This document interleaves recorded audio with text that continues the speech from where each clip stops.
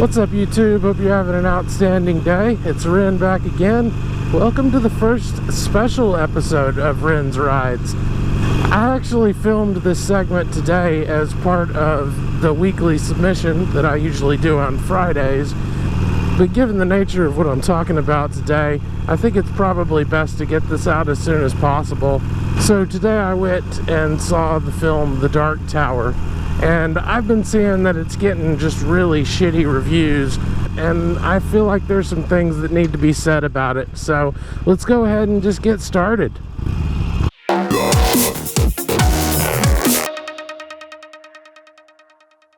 So right now I'm on my way to the movie theater so that I can go see The Dark Tower. Man, I'm super excited about this movie.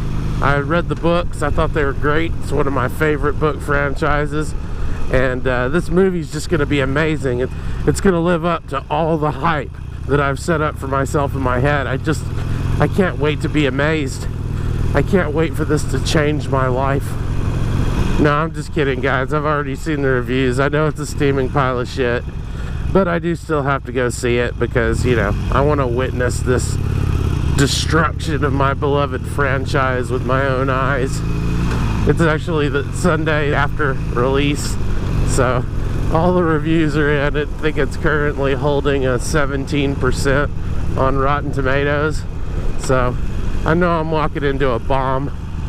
This is the first time I've been to the movie theater in a while. I think the last movie I saw was The Arrival. This movie is kind of important to me, obviously. Which is why I'm approaching this like I'm going to a fucking funeral.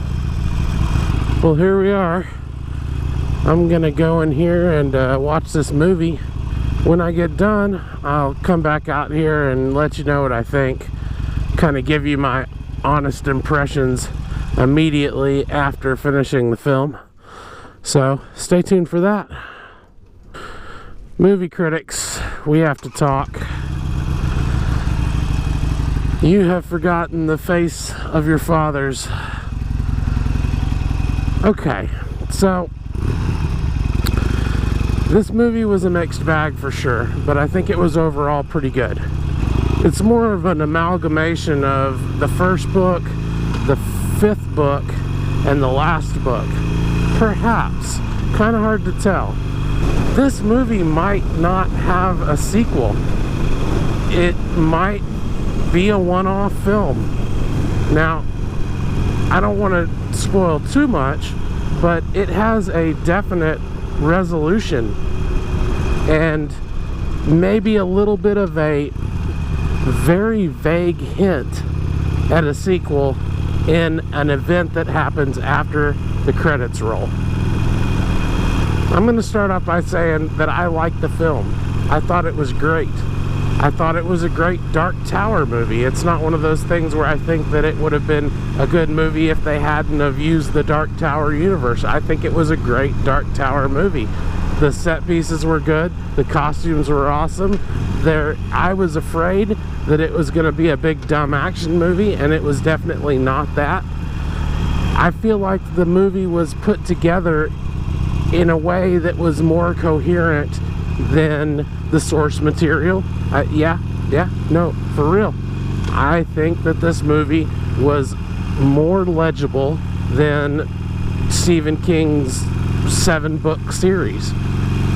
It's been a long time since I read the books, but it seemed to me like during reading of these books, which I read all back to back, that after the first book, perhaps Stephen King didn't have the whole story lined out, so he had to do things like show memories or go back and tell stories of things that happened to make events make sense in continuity. And that benefit of hindsight that you get having read through the whole books and knowing all the beats from beginning to end was taken advantage of in this film. In other words, the movie was in order, where in the books it was kind of out of order. Things were written in retcon to support things that were happening in the present narrative, and I always thought that kind of made the books a bit of a mess. And I think pretty much everyone agrees that the way the books ended could have been done a whole lot better. And I hope that it does get done a whole lot better if this series continues. It happens all the time with Stephen King movies that are put into adaptation. Stephen King doesn't know how to end a book, period. He's not good at it at all. That is his weak suit. He's great at character building, he's great at world building, he's great at narrative. And so a lot of the film adaptations of his movies have different endings than in the book, and they're better for that in pretty much every case. My point being that the narrative in this movie was very coherent. Everything flowed along just like it should. There weren't a whole lot of awkward moments. There was really only 1 or 2 points where exposition was used to directly talk to the audience to get them up to speed on something. And then there were a couple of instances where the CGI was pretty bad. But those are my only real complaints, aside from the fact that I don't know whether this is a single movie or a franchise movie.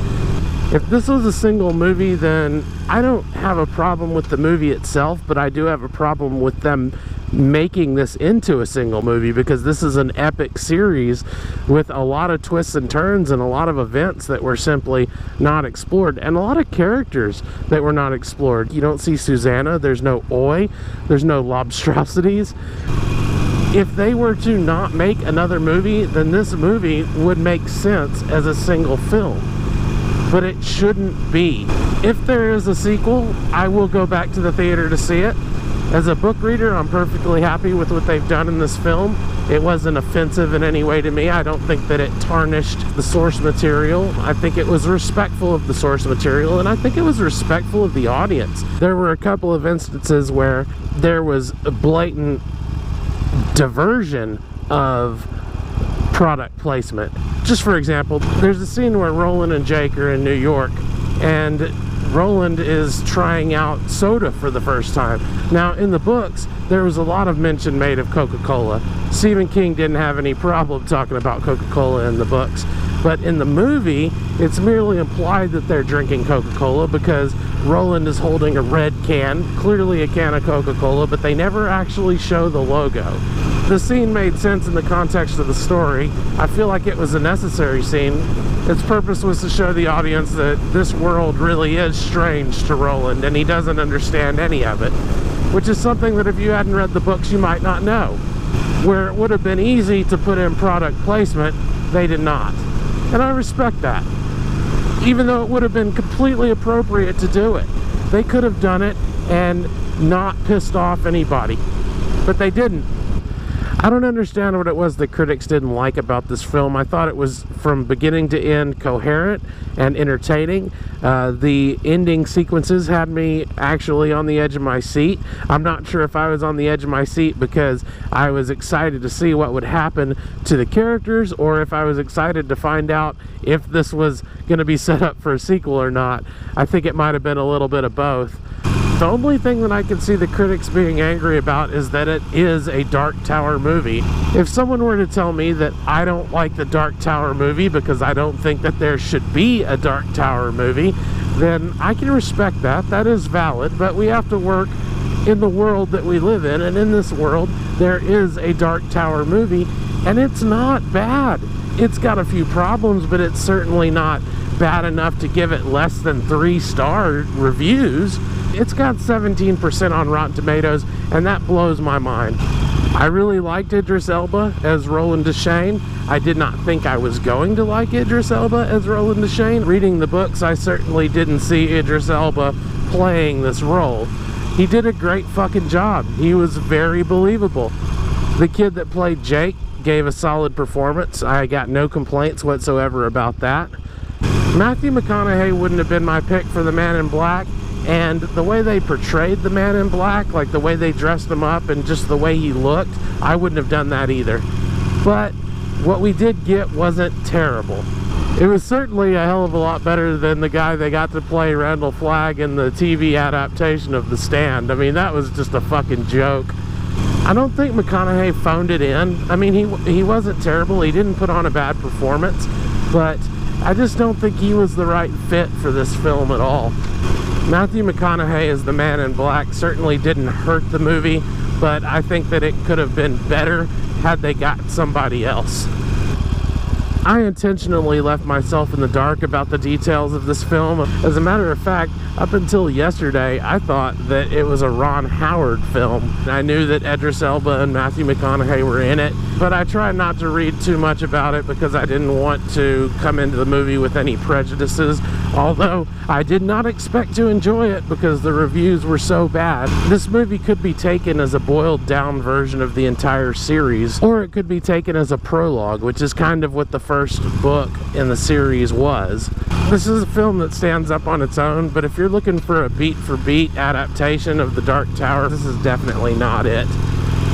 I would say that you should not be looking for a beat-for-beat adaptation of the Dark Tower franchise, because the Dark Tower books, as good as they were kind of a mess.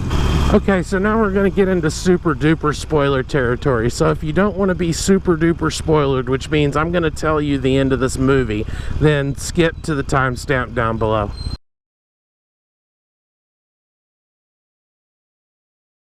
Okay guys, you were warned. This is super duper spoiler territory now. So at the end of this movie, Roland Deschain kills the man in black, Walter O'Dim. He kills him. The guy dies.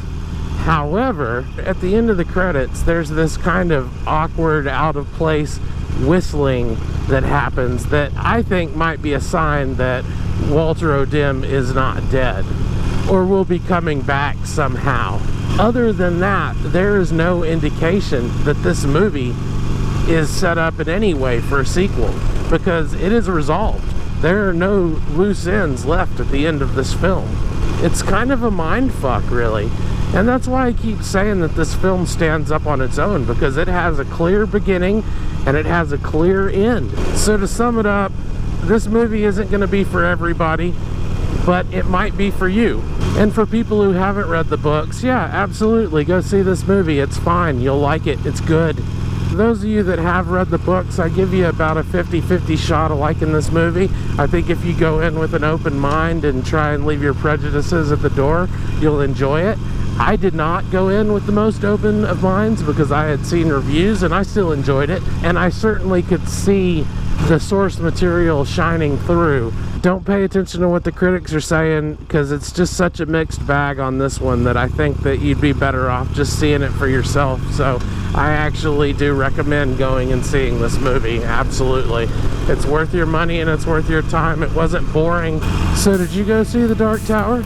What did you think about it? Did you like it? Did you hate it? Do you think I'm a big fucking idiot for saying that I like it? Should I kill myself? Did Hitler not do anything wrong? Got something really racist to say?